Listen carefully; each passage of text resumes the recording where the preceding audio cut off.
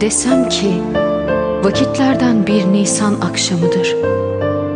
Rüzgarların en ferahlatıcısı senden esiyor. Sende seyrediyorum denizlerin en mavisini.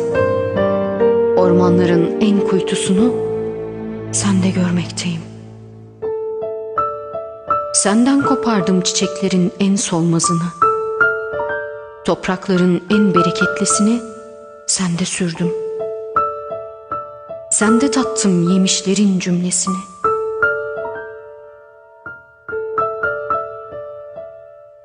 Desem ki sen benim için hava kadar lazım, ekmek kadar mübarek, su gibi aziz bir şeysin.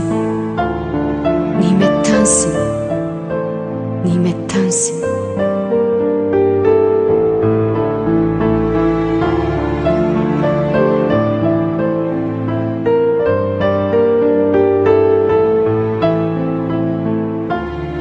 Desem ki inan bana sevdiğim inan, evimde şenliksin, bahçemde bahar ve soframda en eski şarap. Ben sende yaşıyorum, sen bende hüküm sürmektesin.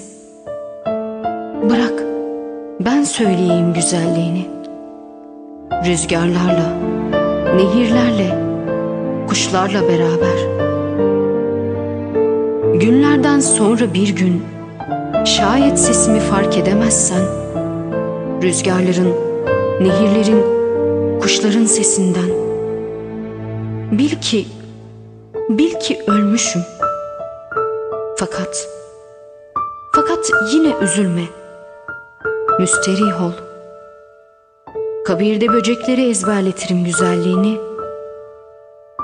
Ve neden sonra tekrar duyduğun gün sesimi gök kubbende, hatırla ki mahşer günüdür. Ortalığa düşmüşüm, seni arıyorum.